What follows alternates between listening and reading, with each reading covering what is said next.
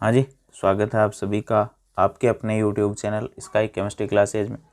आज की क्लास में देखने वाले हैं कक्षा, कक्षक और इनका इम्पोर्टेंस, यानी ऑर्बिट, ऑर्बिटल और इनका क्या इम्पोर्टेंस है वो। तो पहले बात करते हैं कक्षा की, यानी ऑर्बिट की। कक्षा क्या है? अपन इसको कहते हैं ऑर्बिट या ऑर्बिट्स, एक से ज़्यादा के लिए। तो कक्षा नाभिक के चारों ओर का वह वृत्ताकार पथ है जिसमें इलेक्ट्रॉन गति करता है। ऑर्बिट क्या है? नाभिक के चारों ओर का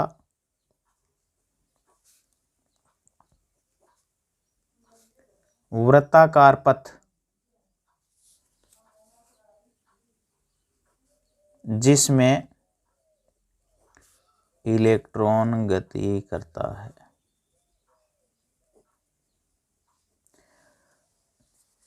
उनको क्या कहते हैं? कक्षा के नाम से जानते हैं अपन। यानी ये नाभिक के चारों ओर के ये वृत्ताकार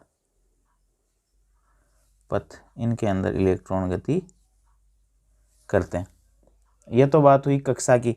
लेकिन हाइजेनबर्ग का अनिश्चितता का सिद्धांत यह कहता है कि इलेक्ट्रॉन की सही स्थिति का कैलकुलेशन पॉसिबल नहीं है। हाइजेनबर्ग के अनिश्चितता के सिद्धांत के अनुसार, हाइजेनबर्ग के अनिश्चित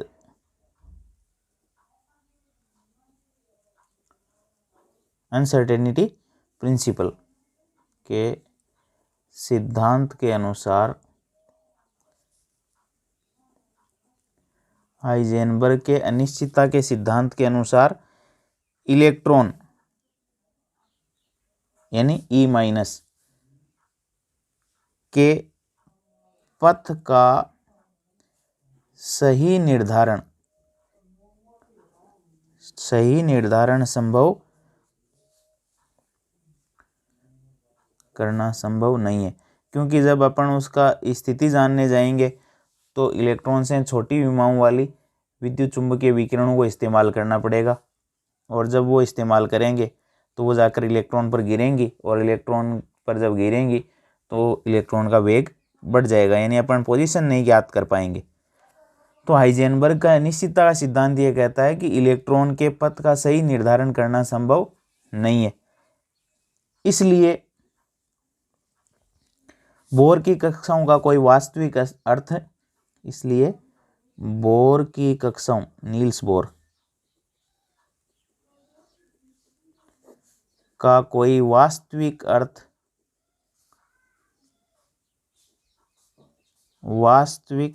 अर्थ नहीं है। यानी यह नहीं कह सकते कि नाभिक के चारों ओर ये वृत्ताकार पथ में इलेक्ट्रॉन गति करते हैं, ऐसा। तो बोर की कक्षाओं का कोई वास्तविक अर्थ नहीं है। यानी इलेक्ट्रॉन का जब अपन स्थिति मापने जाएंगे तो उसकी स्थिति में अनिश्चितता है। हाइजेनबर्ग का यह अनिश्चितता सिद्धांत यह कहता है कि किसी सूक्ष्म कण की स्थिति और वेग को अपन यथार्थता के साथ कैलकुलेट नहीं कर सकते। तो इलेक्ट्रॉन सूक्ष्म कण है, उसकी स्थिति को जब अपन ये नहीं बता सकते कि इसकी स्थिति कहाँ है, तो अपन ये कैसे कह सकते हैं कि इलेक्ट्रॉन इन वृत्ताकार पथों में ही चक्कर लगाता है। तो हाइजेनबर्ग का अनिश्चितता का सिद्धांत जो है वो बोर की कक्षाओं का खंडन कर देता है कि ऐसी किसी प्रकार की कोई कक्षा नहीं पाई जाती है जिसमें इलेक्ट्रॉन लगातार चक्कर लगाते हैं। और बोर की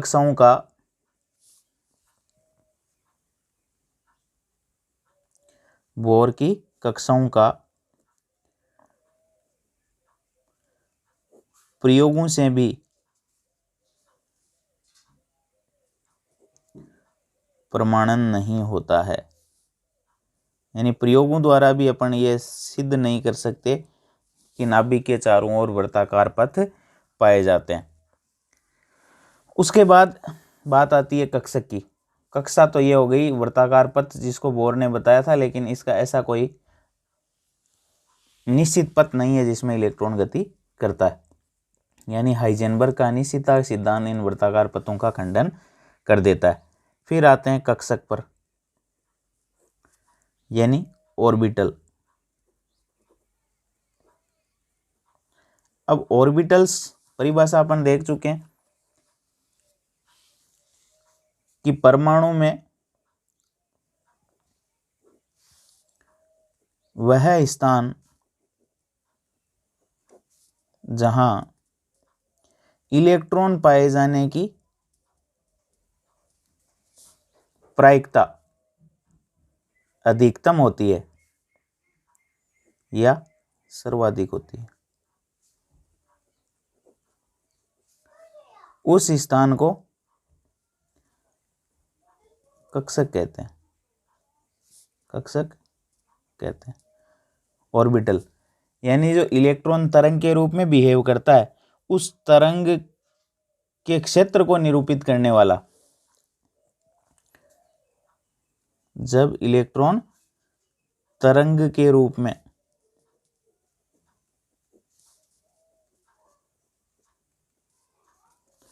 होता है तो उस तरंग के क्षेत्र को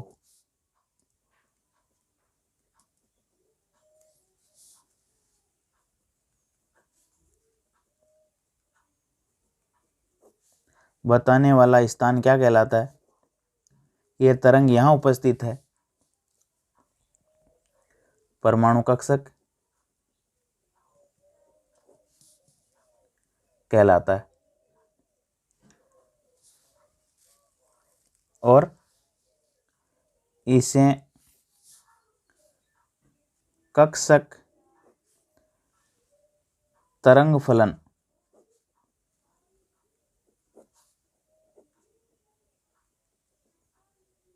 भी कहते हैं। कक्षक क्या है? यह क्वांटम यांत्रिक अवधारणा है, यानी सूक्ष्म इलेक्ट्रॉन की स्थिति को बताने वाला स्थान कक्षक है। कक्षक क्वांटम यांत्रिकी अवधारणा है, यानी यह सूक्ष्म वस्तुओं की गति की स्थिति की व्याख्या करती है, वो क्वांटम यांत्रिकी कहलाती है। जो सूक्ष्म कणों की गति और स्थिति की व्याख्या करती है।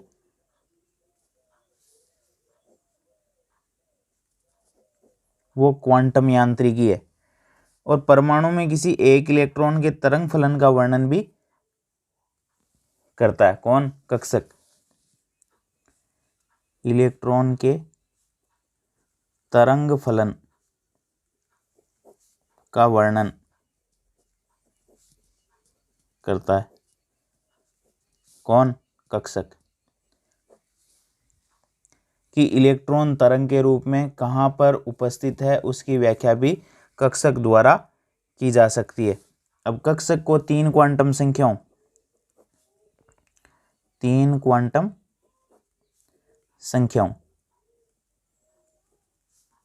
n, l और ml से प्रदर्शित करते हैं। तीन क्वांटम संख्याओं n, कक्षक को तीन क्वांटम संख्याओं n, l और ml से प्रदर्शित करते हैं। अब ये परमाणु कक्षक x, कक्षक x, y और z निर्देशांकों, कक्षक x, y और z निर्देशांकों के मध्य इलेक्ट्रॉन की स्थिति को बताने वाला स्थान है। अब इन तीन कोऑर्डिनेट्स यानी तीन निर्देशांकों के स्थान पर एक नया अपन निर्देशांक काम में लेते हैं, साई।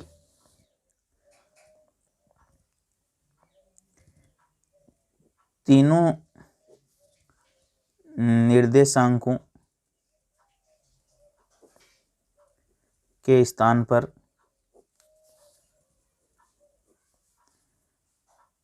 एक नया निर्देशांक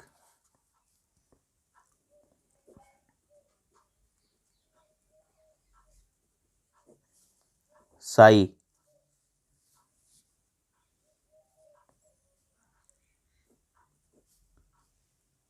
आर से परमाणु कक्षक को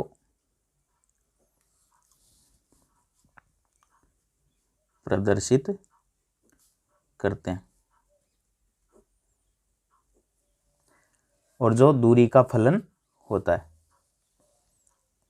जो यानी ये आर का फलन है, आर बढ़ने के साथ परमाणु कक्षक की स्थिति परिवर्तित होती है, आर के साथ ये बदलता है, तो ये आर का फलन है, जो दूरी आर का फलन होता है।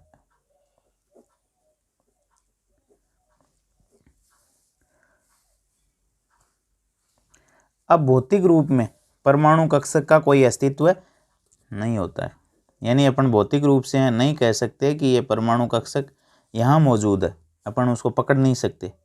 भौतिक रूप में परमाणु कक्षक साई आर का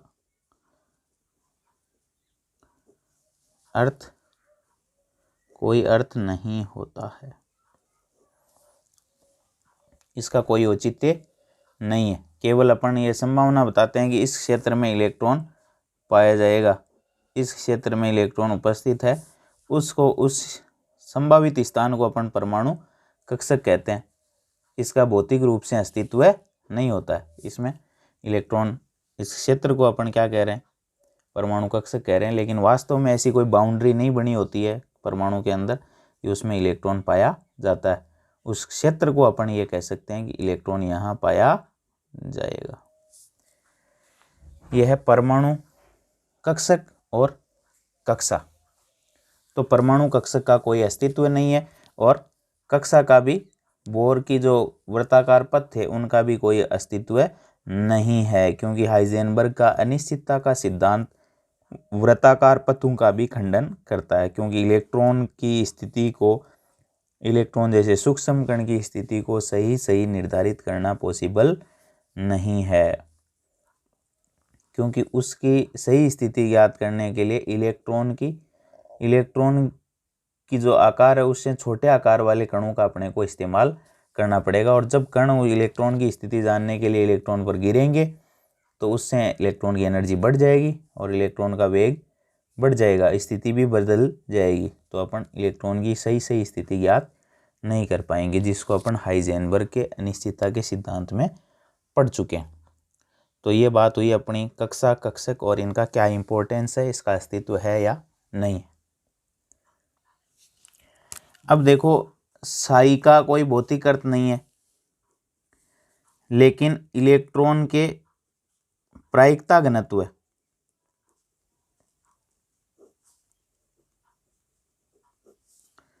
साई स्क्वायर आर का भौतिक अर्थ होता है,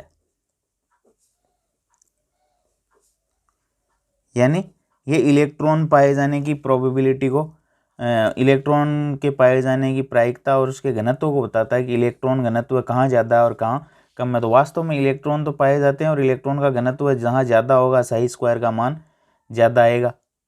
परमाणु कक्षक का तो कोई अस्तित्व नहीं है, यानी साई का कोई अस्तित्व नहीं है, लेकिन इलेक्ट्रॉन के प्रायिकता घनत्व साई स्क्वायर आर का भौतिक अर्थ होता है, यानी इलेक्ट्रॉन घनत्व जहाँ ज़्यादा होगा साई स्क्वायर का मान ज़्यादा होगा, इलेक्ट्रॉन घनत्व जहाँ कम होगा वहाँ साई स्क्वायर का मान कम होगा, यानी इन